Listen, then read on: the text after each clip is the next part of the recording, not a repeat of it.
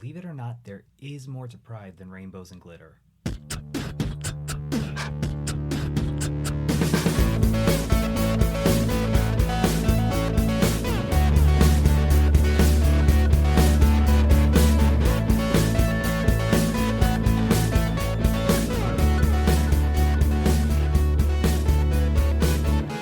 Hello, my LGBTQTs, and welcome back to another episode of A Jaded Gay.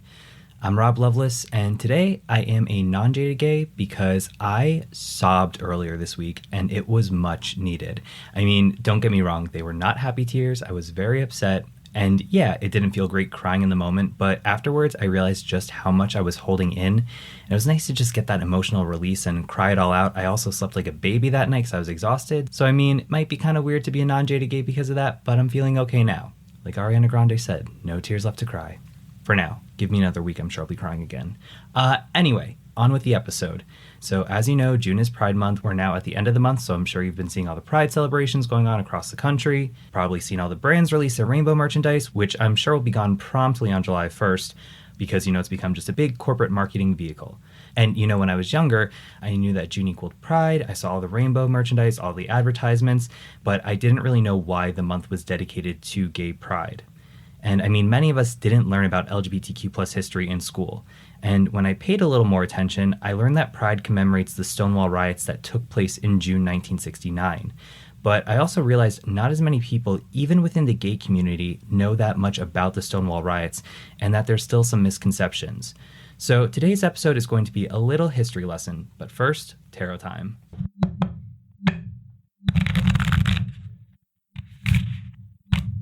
So the card for this episode is the Seven of Pentacles. And as you know, Pentacles is in the minor arcana, so it's really kind of asking us to think about our day-to-day and make some adjustments that way. Pentacles itself is tied to the element of earth, so it's very grounding, it's feminine energy, so it's very nurturing and asking us to reflect. And Pentacles is all about putting in the hard work, planting the seeds of prosperity, and reaping the rewards of our labors. Typically, Pentacles is tied to financial prosperity, but I like to think of it more so as emotional prosperity. And in numerology, number 7 is tied to planning, contemplation, and preparing to take inspired action. So when we draw this card, we're receiving a sign that we're close to our goal. But we need to remember life is a journey. So once we achieve this goal, we haven't arrived at our final destination. So let's be mindful of the progress we've made and how we can better enjoy the work we're doing, but also recognize that there is still more work ahead for us. And that's not meant to be a scary thing. With the continued work we put in, the greater the rewards we can reap. And again, this doesn't mean literal rewards like money or fame, but emotional prosperity, happiness, love, gratitude.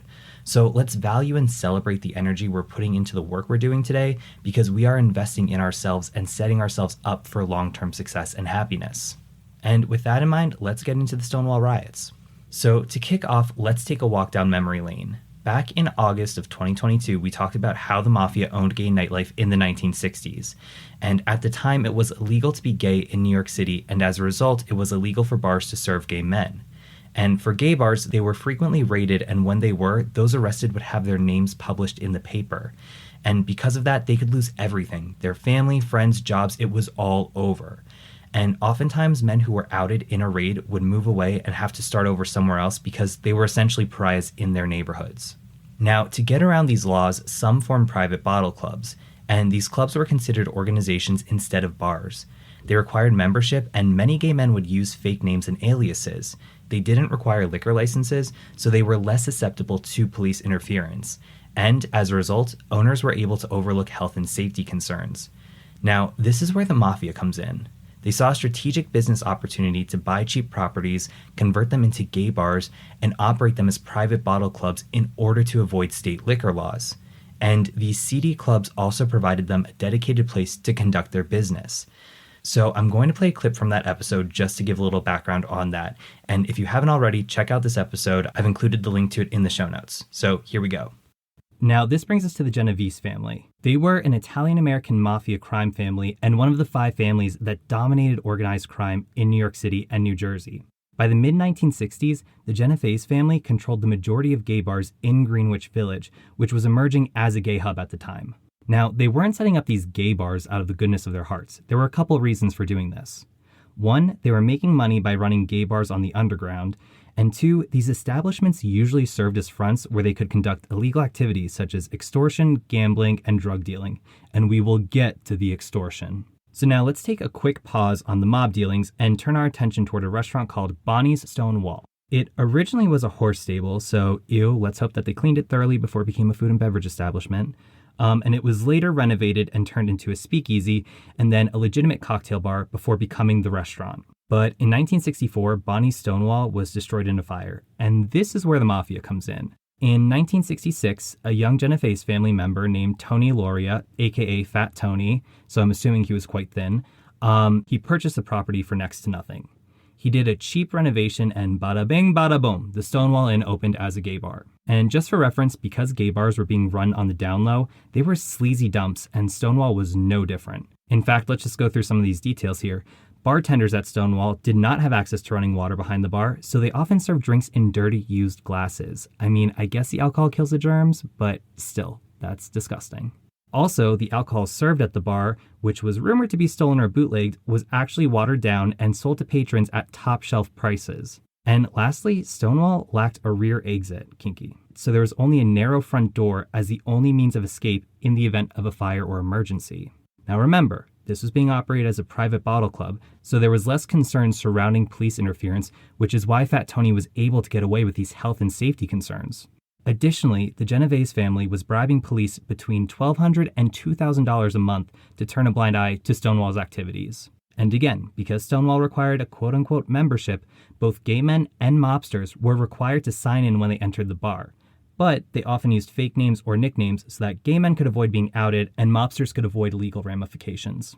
And even though the Genovese family was spending money bribing the police, they were still making a profit through their overpriced drinks, illegal activities, and rampant extortion going on at Stonewall. When it came to earning a profit, there were even instances of the bar owners pimping out young gay men. And all this was known at the time, and it was known that Stonewall was a mob bar, but despite these instances of extortion and the less than ideal conditions, it was still extremely popular. And actually, I'm going to read a quick quote from history.com. Despite its less than ideal conditions, Stonewall quickly became a popular destination in the gay community, even something of an institution. It was the only place where gay people could openly dance close together, and for relatively little money, drag queens, who received a bitter reception at other bars, runaways, homeless LGBT youths, and others could be off the streets as long as the bar was open. Now, these bars, or quote-unquote private bottle clubs, weren't foolproof and they weren't immune to raids. However, since the Mafia was paying off the police, officers would tip off the gay bar owners prior to the raid, and the owners would actually tell the police the best time to come by.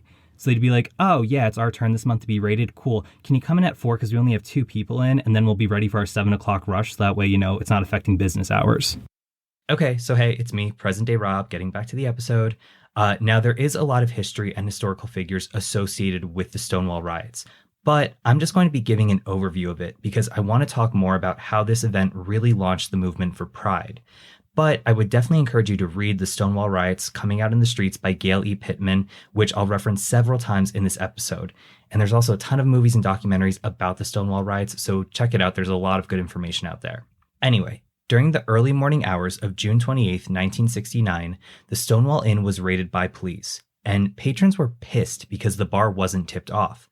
Since there was some corruption within the police force at that time, they were typically paid off by the mob, so police usually gave a heads up before their raids. But this time they didn't. So when police officers entered the club, they roughed patrons up, found bootleg liquor, and arrested 13 people. Also, female officers would take suspected quote-unquote cross-dressing patrons into the bathroom to check their sex. And the patrons were fed up. Now, as we talked about a couple weeks ago, Judy Garland died just shy a week earlier on June 22nd. And obviously, Judy was a huge gay icon. Now, I've seen different dates, but her funeral was held either on June 26th or June 27th. And the gay community was riddled with grief because of Judy's death. So some believe that their grief transformed to anger when the raid on the Stonewall Inn occurred, which resulted in the patrons fighting back. However, others feel that chalking the riots up to Judy Garland's death diminishes the anger and frustration gay people had about being harassed and persecuted. Regardless, the LGBTQ+ community had had enough. Here's an excerpt from history.com.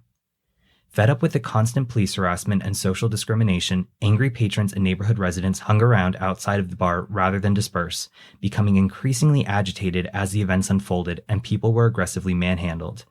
At one point, an officer hit a lesbian over the head as he forced her into the police van. She shouted to onlookers to act, inciting the crowd to begin throwing pennies, bottles, cobblestones, and other objects at the police. Now, for a long time, it was said that Marsha P. Johnson, a transgender woman of color, threw the first brick at Stonewall, and I would definitely like to do a future episode on her. But there has been some debate as to whether or not she did, because it had been rumored that she was at the Stonewall Inn that night to celebrate her birthday, but her birthday was actually August 24th. Also, there were some conflicting tales that she threw a shot glass at the police. Other accounts say she threw a brick, which raises the question, where did the brick even come from? Meanwhile, some people have even alleged that she wasn't even there. And interestingly enough, Marsha even said herself that she didn't arrive at Stonewall until about 2 a.m., which was after the police had raided the bar. Here's a quick quote from Gail E. Pittman, author of the Stonewall Riots, coming out in the streets. Whatever her participation was beyond that, two things are possible. Her role in the uprising may have been over-embellished or misremembered. It's also possible that her participation in the Stonewall Rebellion was downplayed by people in the gay community because of her volatile personality and unstable behavior. And I certainly don't want to downplay Marsha P. Johnson and whatever role she may have played in the Stonewall Riots, but I'm pointing that out because the history of these events and this movement, it's all a little fuzzy since the LGBTQ+ community was an especially marginalized group back then, and not a lot of attention was paid to the community. Now, regardless of who threw what first, violence broke out with crowds trying to overturn police wagons and tires were slashed. And the commotion drew more people into the crowd to see what was going on. Someone in the crowd yelled that the raid occurred because they didn't pay off the cops, to which someone else responded, "Let's pay them off." So coins were thrown in the air as people shouted "pigs" and "faggot cops." Garbage cans, garbage, bottles, rocks, and bricks were hurled at the building. And apparently the police were outnumbered by 500 to 600 people. In fact, police barricaded themselves inside the Stonewall Inn, and activists yanked out a parking meter and used it as a battering ram to break down the doors. Eventually, the Tactical Patrol Force, or TFP, were called in. They were an elite squad of NYPD formed in 1959 as an experimental squad to contain street crimes, but were later routinely called in to handle things like anti-war protests, civil rights demonstrations, and political sit-ins. And once the TFP arrived at the Stonewall Inn dressed in full riot gear, the mood intensified and police tactics quickly became violent. Now, that being said, I really like this next piece. So the NYPD lined up in a V and began to descend upon the protesters, which usually caused rioters to retreat. However, when the police reversed their formation, they found that protesters were not dispersing. Here's a quote. The NYPD found themselves facing a kick line of cross-dressers, mimicking the Rockettes from Radio City Music Hall. In loud mocking voices, to the tune of the old vaudeville song Ta-Ra-Ra Boom Da, they began to sing. This clearly wasn't the reaction the police typically faced, and for a moment, the dumbfounded officers didn't know what to do. It gave the protesters the upper hand, at least for a few minutes. And eventually, protesters stopped cars and overturned one to block Christopher Street. And by 4 a.m., the streets had been cleared. Now, that first night, Craig Rodwell, a gay rights activist, contacted the New York Times, the New York Post, and the New York Daily News to let them know what was going on. And the day after the raid, the New York Times ran a story which didn't include any quotes or interviews from people who participated or witnessed the event. Here's an excerpt from that article. Hundreds of young men went on a rampage in Greenwich Village shortly after 3 a.m. yesterday after a force of plainclothes men raided a bar that the police said was well known for its homosexual clientele. 13 persons were arrested and 4 policemen injured. The police estimated that 200 young men had been expelled from the bar. The crowd grew close to 400 during the melee, which lasted about 45 minutes, they said. Now again, that was the early morning hours of Saturday, June 28th. So that day, after the crowds dispersed, people came to stare at the burned and blackened Stonewall Inn. Graffiti appeared on the walls of the bar declaring "drag power," "they invaded our rights," "support gay power," and "legalize gay bars," along with accusations of police looting and, regarding the status of the bar, "we are open." And that night, the rioting resumed, which was described as more frantic and violent. This time, thousands of people joined. Those who were there the first night returned, but they were joined by police provocateurs, curious bystanders, and even tourists. Additionally, it was reported that Marsha P. Johnson was seen climbing a lamppost and dropping a heavy bag onto the hood of a police car, shattering the windshield. Here's an excerpt. As on the previous evening, fires were started in garbage cans throughout the neighborhood. More than 100 police were present from the 4th, 5th, 6th, and 9th precincts, but after 2 a.m., the TPF arrived again. Kick lines and police chases waxed and waned. When police captured demonstrators, whom the majority of witnesses described as quote-unquote sissies or swishes, the crowd surged to recapture them. Again, street battling ensued until 4 a.m. Now, the Monday and Tuesday following, activity was sporadic due to rain. But this gave Craig Rodwell and his partner, Fred Sargent, the opportunity to create leaflets calling for gay people to own their own establishments, for a boycott of the Stonewall and other Mafia-owned bars, and for public pressure on the mayor's office to investigate the quote-unquote intolerable situation. One of those leaflets read, "Get the Mafia and cops out of gay bars." Additionally, an anonymous person wrote a pretty direct message on a boarded-up window of the Stonewall Inn saying, "Gay prohibition corrupts cops, feeds Mafia." And the S's were spelled with $signs. So, all in all, the riots and activity around Stonewall lasted until July 3rd, 1969, so 6 days total. Stonewall soon became a symbol of resistance to social and political discrimination that would inspire solidarity among homosexual groups for decades, including groups like the Gay Liberation Front, the Human Rights Campaign, GLAAD, and PFLAG. And although it can't be said to have initiated the gay rights movement as such, it did serve as a catalyst for a new generation of political activism. On the one-year anniversary of the riots, on June 28, 1970, thousands of people marched in the streets of Manhattan from the Stonewall Inn to Central Park in what was then called Christopher Street Liberation Day, America's first gay pride parade. The parade's official chant was, "Say it loud, gay is proud." There were also simultaneous marches in Los Angeles and Chicago. And the year following, these marches grew and took place in the cities of Boston, Dallas, Milwaukee, London, Paris, West Berlin, and Stockholm. And in 1972, the participating cities included Atlanta, Buffalo, Detroit, Washington, D.C., Miami, Minneapolis, and Philadelphia, as well as San Francisco. And as you know, there are countless pride parades around the United States every June commemorating the Stonewall Riots.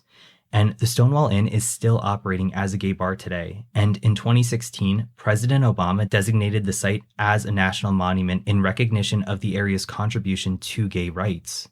And while many have different viewpoints on how Pride should be celebrated, I would just encourage everyone to remember the history behind it and remember that there are still many inequalities we face as a community today. And connecting it back to the tarot, we got the Seven of Pentacles today, which is reminding us that we're almost there to achieving what we want to achieve. But again, the road to that is a journey and not a final destination. And I think that really connects well with the Stonewall Riots. Again, the events that took place at Stonewall, they were not the first LGBTQ plus equality movement. I mean, the history goes way back. There are organizations decades before that, which again, I definitely would like to cover in future episodes. I feel like I say that all the time. Definitely want to cover that though. But again, while it wasn't the first of the movement, it was one of the biggest and most recognizable. It was one of the early movements that really got the attention of the media. And through that media attention, it really shone a light front and center on LGBTQ plus people and their fight for equality. And you can see how it inspired Pride from there. The year after, there was a local parade in Manhattan, along with a couple other cities, and every year it's grown, and every year it continues to grow, even into 2023 and beyond. So while we have achieved a lot since 1969 and onwards, there is still so much more work to do. So we should definitely celebrate the progress we've made as a community and recognize the work we've put in to achieve what we have today. But also we need to recognize there's a lot more work to be done. Our journey is not over. There's still a lot of inequalities in the world. Lately there's been a ton of anti-LGBTQ plus, especially anti-trans legislation going on. Looking at you, Florida. So we need to keep speaking up and speaking out about these inequalities. We do need to show up and have pride in ourselves. And again, this is not easy work. It hurts when people are telling us we're no good, we don't deserve the same rights. It hurts, but at the end of the day, while it may be uncomfortable, while we have to experience that, while we have to speak up for our rights, while that may be trying in the moment, we're really investing in ourselves and in our community to set us up for happiness, love, and gratitude in the future. So be loud, be proud, and most importantly, remember to be safe. I hope you all have enjoyed your Pride Month. For any last celebrations, please have fun and be safe.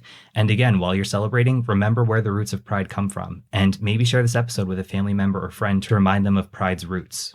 And as always, thank you all for listening. Please remember to rate, review, and subscribe. If you have any questions or feedback, please reach out to me, rob@ajadedgay.com.